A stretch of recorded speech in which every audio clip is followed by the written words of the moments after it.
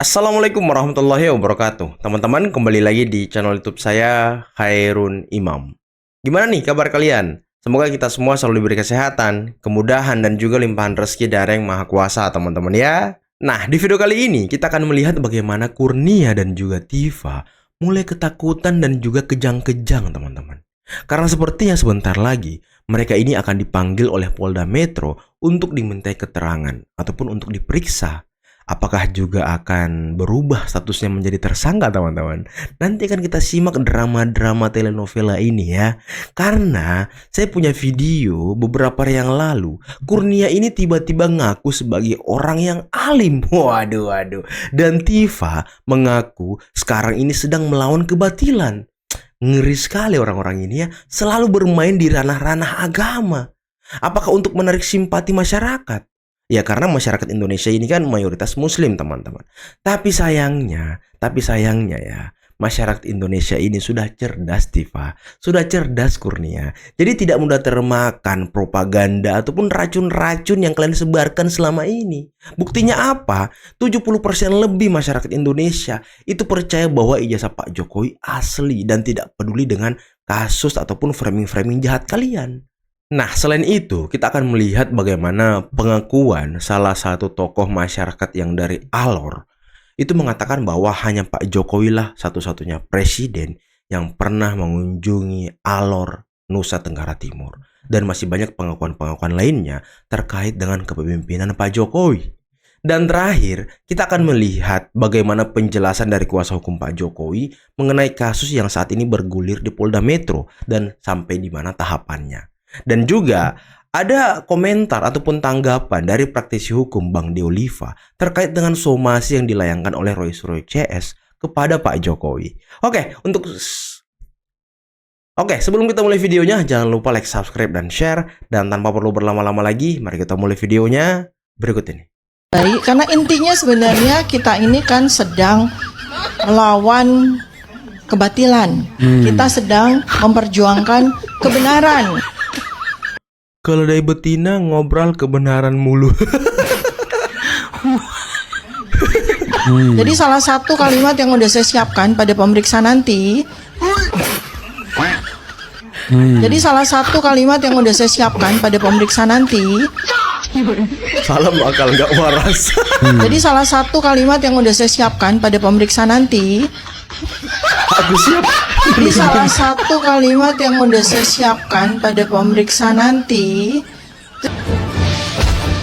Tersangka lagi diperiksa. Saya akan siapkan bahwa Bapak pemeriksa atau Ibu, nggak ngerti Bapak atau Ibu, saya sampaikan bahwa apa yang sekarang ini sedang saya dan kawan-kawan perjuangkan ini akan sangat bermanfaat bagi Anda, bagi anak cucu Anda di masa depan. Asik. Kami ini insya Allah orang beriman. Ya memang kami sadari di masa Pak Jokowi ini orang beriman ini kayaknya sering dianggap kadrun seperti Anda katakan tadi ya. Ya, mohon maaf saya katakan, kami datang baik-baik Pak ya, untuk mendapatkan baik. Oh itu hak kami mencari kebenaran. Ada dua anak bangsa yang masuk Pak penjara. Anda bukan Anda yang masuk penjara ya. Dua anak bangsa. Anda paham? kan? Saya tidak bayar, dia tidak dibayar untuk memperjuangkan kebenaran. Kalau masuk Anda penjara mungkin kesalahannya relasi kuasa dan sendiri, relasi uang. kena bikin kesalahan. Mohon maaf saya katakan, ingat baik-baik ya. Pemidanaan itu ultimum remedium, bukan utama. Kalau Anda terus ingin ya mempidanakan rakyat Anda, pertanyakan siapa Anda. Ya, Anda raja yang baik, Tapi kok menghina presiden yang orang baik, kok bisa? Tidak menghina ya. Melecehkan orang kan tidak bisa kan? menghina. Begitu Yang Anda katakan risikonya masuk penjara, 24 nggak bukti terima. itu Gimana hanya ini? sekedar link, bukan merupakan peristiwa pidana. Tapi Menurut Ibu mengatakan Bunda, tadi ini menurut pertemuan kita antara ini orang kuat dan orang penghinaan. lemah. Ya. Orang kuat bisa memanipulasi, bisa membuat sesuatu menjadi apapun yang dia inginkan. Dan hari ini kami adalah korban ya. Anda Korban tidak, apaan? karena Anda Korban. tidak merasakan. Korban Nanti apaan, kalau Bunda? Anda pada posisi itu baru Anda Saya tahu tanya ya. korban apaan? Oh, jelas saja korban Pak. Korban Kalau Anda apaan? ngomongnya harus begitu terus dilatih begitu kan? Ya. Mohon maaf saya katakan jangan seperti itu Anda Nggak ya. ada. Jangan. Orkestrasi yang kami rasakan beberapa minggu ini akan terjadi tersangka, akan jadi narapidana. Jangan seperti itu Anda ya. Anda bicara hukum seakan Anda mengerti hukum. Anda tidak mengerti hukum ya. Ya nyata kok. Ya Anda tidak mengerti Yang hukum. diadukan itu penghinaan, Anda tidak mengerti pelecehan. hukum. Kalau Saudara Lecu mengerti Yang hukum, dia dihina tidak itu akan adalah melakukan mantan pelaporan kepada presiden saya. lagi. Dia Luar sejawat biasa. kami ya. Ingat baik-baik, saya pengacara, dia pengacara. Ketika Anda melaporkan, Anda harus jangan lupa kami dilindungi oleh Undang-Undang Advokat ya. Undang-Undang 18 tahun 2003. advokat itu dilindungi, ya, baik perdata maupun pidana dalam melaksanakan tugasnya sebagai seorang advokat yang mandiri dan Jadi harus bebas gitu Tapi maksudnya. oh tentu, ya. Harus bebas. Harus bebas. Oh, jadi advokat seenaknya aja gitu bisa menuduh-nuduh orang tidak punya ijazah, bisa menuduh-nuduh orang ijazahnya palsu. Emang advokat bisa gitu melakukan hal itu tanpa bisa dipidana? Hah? Enak aja ente kalau begitu. Orang jadi advokat aja semuanya. Biar bebas menuduh orang lain. Dilindungi. Itu tuh, bos kalian tuh, Egy Sujana udah kabur ke Inggris. Kau kapan kaburnya? Bebas Tentu saja. gitu. Ya, harus Pengadilan tentu. aja Ya, nanti. Kenapa Anda mengatakan Kan pengadilan? ada lawyer Mengapa kita Anda tuh. mengatakan pengadilan? Ya Anda kan? perlu mengetahui ya, kami mungkin mengapa kami lakukan setiap step by step. Ada ketidakpercayaan kepada setiap step by step hukum itu. Kenapa? Teori hegemoni. Ada dominasi, ya, kekuasaan dari seseorang yang bisa mempengaruhi semuanya. Ya, Anda pahami itu? Anda harusnya bersyukur masih ada anak bangsa yang peduli kepada bangsa ini. Dan saya peduli. Peduli apa? Saya peduli, kalian tidak peduli. Mungkin kau peduli Bunda uang. peduli Ya, apaan? kau peduli uang barangkali. Kalau Oke. saya peduli negara ini. Baik, kita harus Saya jeda peduli dulu. negara ini. Baik. Ya, kami juga peduli, Bu, sama negara ini. Kami juga peduli, Bu, sama pemimpin-pemimpin negara ini. Kami semua peduli kok. Bukan hanya Ibu yang peduli kayaknya. Jangan inilah, jangan mengambil semua itu bahwa Ibu yang paling peduli, bahwa Ibu yang paling demokrasi, bahwa Ibu yang paling beriman, Ibu yang paling membela kebenaran. Janganlah digituin. Jangan dikapling-kapling semuanya itu, Bu. Bagi ke kami juga dong. Kami juga mau disebut orang beriman, Bu. Pelapor-pelapor yang menuduh laporan palsu itu harus dikenain juga pasal 220 dengan 317 laporan palsu. Ini akibat orang yang benci sama Pak Jokowi, kemudian dia menghina, ngaku meneliti, ngaku menginvestigasi, nah, itu ngaku sekolah tinggi, melakukan riset, ternyata mereka memfitnah dan membuat ujaran kebencian yang merusak nama baik kehormatan Pak Jokowi dan keluarga. Betul. Dan orang-orang ini sudah kami laporkan langsung seketika. Ada juga motif pemerasan. Ya udah. Dan mereka itu tidak sadar-sadar, ternyata guys, wah, sampel yang diambil itu hasil unggahan Sandi di Instagram. Jadi dianggap orang yang taruh foto Pak Jokowi itulah diteliti sama dia tanpa mau berpikir. Mereka takut semua di penjara karena udah diketahui tersangka, ya, dan akan mengalami masa depan yang buruk akibat mulut yang buruk, otak yang buruk, tudingan yang buruk. Dan laporannya Pak Paiman juga jalan. Iya, saya minta bukan hanya dijadiin tersangka, segera ditangkap. Segera Mulut ditangkap. mereka ini, apalagi bertiga itu, Rizwan, Roy, dan Tifa itu. Pak Jokowi sakit kulitnya, kalau saya bilang Pak itu skincare alergi obat aja. Dibilang akibat menanggung beban berbohong 10 tahun gitu. Azab, ya kan? Tuhan kasih luka, itu mau sampaikan kepada masyarakat. Nggak usah lagi membawa-bawa nama Islam untuk menghajar atau mengejar Pak Jokowi, ya. Betul, Orang sepakat. Islam itu nggak diajarkan begitu. Rasulullah mengajarkan kesantunan, kesopanan. Ini kecuali berperang. Kecuali Pak Jokowi bawa senjata sama ini ibu-ibu rempong semua ini. Ibu-ibu Pak rem. Jokowi udah nggak jadi presiden di Solo, hidup dengan tenang, mereka masih bilang saya membela orang sesat. Itu kan kurang ajar, ya. Jadi nggak usah bawa-bawa nama Islam. Saya juga orang Islam, ya. Saya malu melihat ibu-ibu ini. Abang ini dari NTT? Saya dari Pulau Alor, NTT, Nusa Tenggara Timur. Pulau Alor. Pulau Ya. Alor. Oke, ini di kediaman Bapak Jokowi. Benar sekali. Siap. Apa yang paling berkesan dengan Bapak Jokowi? Sebelum dia berakhir masa jabatan November 2024, saya bilang Pak Jokowi, Ya. belum pernah kabupaten kami, Kabupaten Alor, utara negara Timur Leste, Ya. Indonesia sebelum merdeka dan setelah merdeka, belum ada presiden yang ke sana, kecuali Bapak Jokowi. Iya. Kalau dibikin 5 periode, kami orang Alor pertama merubah undang-undang itu, Pak. Wow. Setuju. Kedua, Pak. Oke. Mungkin waduk atau bendungan terbanyak di Republik ini ada di kami di NTT, Pak. Itu ada berapa? Ada 7, Pak. 7. Itu di era Pak Jokowi. Memang, ya, di era Pak Jokowi. Siap. Bayangkan, Pak, angka 7 presiden ke-7. Angkanya ganjil tapi sempurna, Pak. Iya. Mantap. Siap. Keren banget. Satu-satunya presiden, teman-teman, yang menginjak Kabupaten Alor itu hanyalah Pak Jokowi. Dan ini pengakuan langsung loh. Pengakuan langsung dari orang Alor. Ya mungkin ini satu kabupaten dengan Fritz Alor Boy kali ya. Bang Sabtono. Ya jika nanti memang atas pengaduan Bapak Jokowi di Polda Metro Jaya tidak terbukti adanya fitnah dan pencemaran nama baik, ya, maka tidak berlanjut. Tapi kalau memang itu terbukti ada fitnah dan pencemaran nama baik, maka akan ada yang dihukum atas apa yang dilakukan orang itu sendiri. Jadi bukan Bapak loh yang menuding-nuding orang ini begini, enggak. Ada seseorang melakukan sesuatu hal gitu ya, kemudian harus mempertanggungjawabkannya secara hukum seperti itu. Dan ketika itu diberikan sanksi sesuai dengan apa yang seharusnya, maka terbukti. Ketika terbukti, maka diharapkan ini menjadi contoh bahwa mekanisme penyelesaiannya secara hukum dan baik gitu.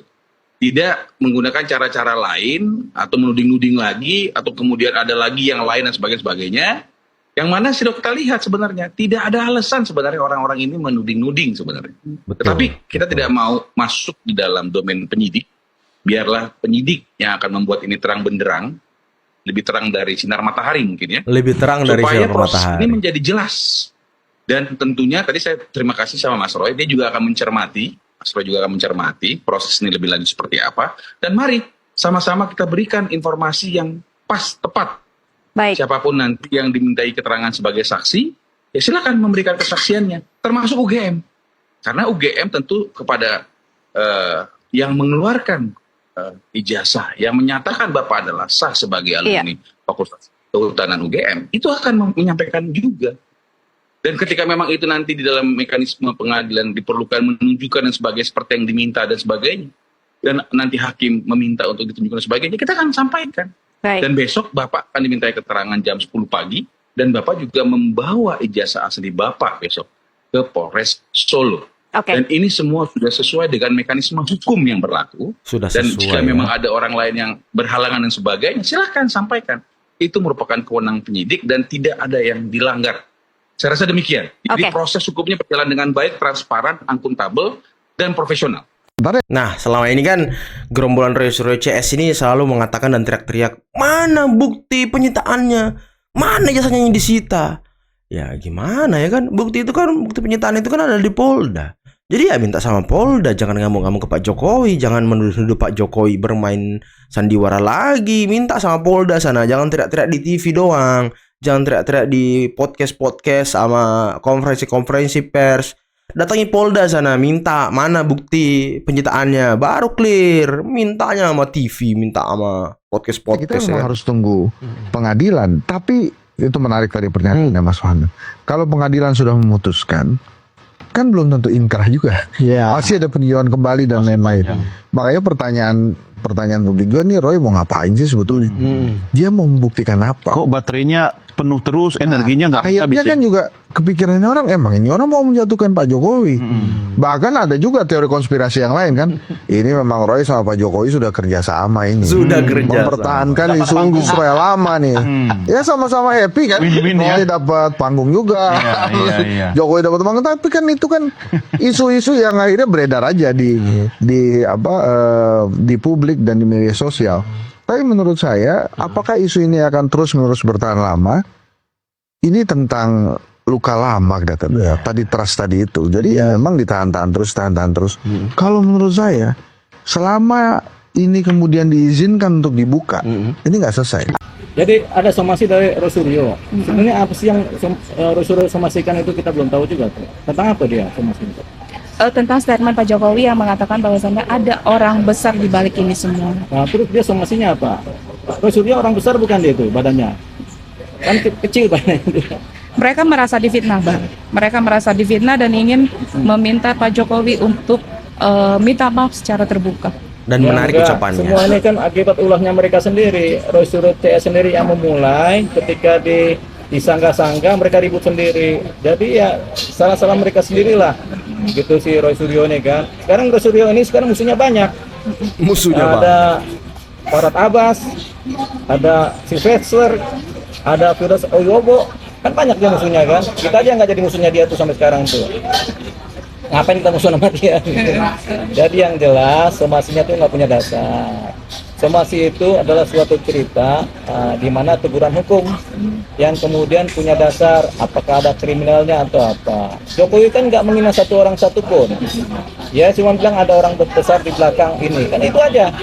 Kan di belakang Bang Surya kan bisa ada orang besar. Kadang-kadang dia duduk di meja, di belakangnya ada orang besar, ada orang kecil, ada apa kan gitu. Jadi macam-macam. Gitu. Jadi belum memenuhi unsur somasinya itu. Cuman sebaiknya Bang Surya fokus sama perkara yang sedang dilaporkan, CS ya. Dia kan dilaporkan sama Firdaus, sama Farhad Abbas, sama siapa lagi? Sylvester, Pradi Bersatu, sama banyak hal kan dia dilaporkan kan. Itu fokus ke situ. Ngapain sih nyerang-nyerang Pak Jokowi, gak ada gunanya juga gitu. Jadi Bang Surya ya sedih juga kita ngeliatnya. Sedih lah kita ngeliatnya Bang Surya. Ini sedih sama miris, mirip-mirip tuh. Kadang kita bilang miris, kadang bilang sedih. Sedihnya kenapa, Pak? Ya sedih, ada kelakuan-kelakuan seperti ini kan. Ya, yang kemudian dia yang bikin gaduh, dia yang memulai, tapi kemudian ketika dibantah-bantah, dia ribut lagi, merasa terzolimi kan begitu. Itulah sedih. Itulah sedih katanya kan. Aduh, oke lah teman-teman. Itulah tadi beberapa video yang bisa kita simak pada kesempatan kali ini. Dan ya kata Bang Deolipa, ya silakan fokus saja dengan perkara Anda yang ada di Polda Metro, yang dimana kan ya laporan Pradi Bersatu, laporan dari siapa? Sylvester, laporan dari Firdaus Oyobo, laporan dari Farhad Abbas, dan juga Prof. Paiman, dan juga laporan dari Pak Jokowi. Jadi ada banyak laporan yang ada di Polda. Jadi Roy Suryo fokus aja di situ. Ini kan sudah naik tahap penyidikan. Jangan sampai minggu depan hari Senin kalian diperiksa gitu sama Polda ya kan. Dan nanti akan statusnya diubah jadi tersangka kali aja. Dan tadi ya menarik ya apa yang dikatakan oleh siapa namanya? Tiva dan juga Kurnia. Mereka katanya melawan kebatilan dan membela kebenaran. Bahkan ngaku orang yang beriman. Wah, ngeri banget orang-orang ini ya. Kita juga mau jadi orang beriman dong. Kita juga pengen dong. Jangan dikapling-kapling sendiri dong iman itu. Bagi-bagi ke kita. Kita juga mau jadi orang beriman. Mau melawan kebatilan. Dan ya kami menganggap kalianlah kebatilan itu. Aduh. Dan tadi Kurnia ngamuk-ngamuk ya kan. Ini orang semakin hari semakin sering ngamuk gitu. Kurnia udah sering ngamuk, setiap tampil di TV ngamuk, ketemu dengan relawan Pak Jokowi ngamuk, begitupun dengan Koji Nudin ketemu dengan relawan Jokowi di TV ngamuk. Siapa lagi, Rismon juga sekarang hobi ngamuk. Ini hobinya orang-orang ini ngamuk mulu teman-teman. Inilah mungkin ya pertanda kalau mereka akan segera masuk bui. Karena ya dia sudah merasa dalam dirinya sudah terancam nih. Aduh sebentar lagi aku dibui. Aduh sebentar lagi aku jadi tersangka. Aduh sebentar lagi aku ini, aku itu, aku ini. Aku meninggalkan anak istri di rumah, tidur di ruangan yang sempit, banyak nyamuk dan segala macam. Nah itulah mungkin yang ada di kepala mereka teman-teman. Dan ya aneh juga ya. Tadi Farhad Abbas sampai mengatakan ya orang-orang ini harus segera ditangkap, harus segera dibui. Karena mulutnya itu katanya jahat, otaknya jahat. Kerjanya memfitnah. Dan video saya sebelumnya teman-teman, kalau teman-teman belum nonton silahkan nonton video saya sebelumnya, sebelum video ini. Jadi pengakuan dari Dekan Fakultas Kedokteran Gigi UGM, yang beliau mengatakan bahwa Fakultas Kehutanan UGM melalui dekannya, Dekan Fakultas Kehutanan, itu sudah membuka semua perjalanan administrasi perkuliahan dari Bapak Jokowi. Dan itu sebagai bukti bahwa Pak Jokowi itu daftar, lulus kuliah, KKN, skripsi, wisuda, dan lulus di UGM serta mendapatkan ijazah. Itu lengkap semua kata Dekan Fakultas Kedokteran Gigi. Dan itu dilampirkan di depan hampir semua dekan, bahkan semua dekan yang ada di UGM dan juga rektorat. Nah ini kan semakin menguatkan. Dan pasti saya yakin ada beberapa dosen ataupun mungkin dekan yang masih ragu-ragu dengan ijazah Pak Jokowi karena framing demi framing yang terus dilontarkan oleh gerombolan pembenci. Tapi dengan dibukanya itu semua di hadapan dekan dan juga rektorat, ya itu sudah menjelaskan dan sudah meyakinkan mereka bahwa memang Pak Jokowi berhak memegang ijazah asli UGM S1 Fakultas Kehutanan. Dan inilah yang sulit dibantah dan juga dibuktikan oleh Roy CS, kira-kira kalau semua berkas administrasi itu dibuka di depan pengadilan dan disaksikan oleh ratusan juta masyarakat Indonesia yang nantinya mungkin sidangnya online juga gitu ya kan, disiarkan juga, dan itu disaksikan, betapa malunya Roy CS, betapa syoknya mereka teman-teman, betapa terpukulnya mereka nanti ketika melihat itu semua. Kira-kira mereka mau bantah apa gitu ketika semua dokumen perkuliahan Pak Jokowi dibuka, dan itu jelas rinci, ada tanda tangannya, ada tanggalnya, ada. Kira-kira mereka mau ngomong apa ya? Apakah mereka langsung, Pak, tangkap aja Pak, udah Pak, kami kalah? Apakah seperti itu nantinya teman-teman? Nah, ini yang harus kita nantikan. Drama-drama itu nanti di pengadilan yang harus kita nantikan. Dan nanti kan Pak Jokowi juga otomatis akan menjadi saksi di pengadilan, saksi pelapor. Dan ya nanti kita lihat apakah memang berani mereka menyecar pertanyaan Pak Jokowi. Apakah mereka berani menyerang Pak Jokowi di pengadilan. Dan kita lihat seperti apa nanti jawaban Pak Jokowi. Ya walaupun ini sangat menyakitkan bagi saya dan mungkin teman-teman semua ya, karena Pak Jokowi duduk di kursi pesakitan di pengadilan. Ya tapi inilah konsekuensi yang harus dihadapi oleh Pak Jokowi. Dan saya yakin beliau sudah memikirkan ini dengan matang-matang. Dia sebagai rakyat biasa sekarang dan juga siap melawan orang-orang yang sampai detik ini memfitnah dan menjatuhkan harkat dan martabat beliau. Dan kita semua mendukung Pak Jokowi, berada di belakang Pak Jokowi untuk melawan kebatilan-kebatilan, fitnah-fitnah dan tuduhan liar yang terus disebarkan oleh gerombolan pembenci ya teman-teman. Oke, sepakat nggak kalian? Dan tadi kita sudah dengarkan pengakuan dari salah satu orang dari Tanah Alor, NTT. Ini pengakuan yang sangat luar biasa teman-teman. Pak Jokowi memang betul-betul dicintai oleh masyarakat. Oke, mungkin cukup sekian dulu video kali ini. Jangan lupa like, subscribe, dan share videonya. Akhir kata, billahi taufiq wal hidayah. Assalamualaikum warahmatullahi wabarakatuh. Bye-bye.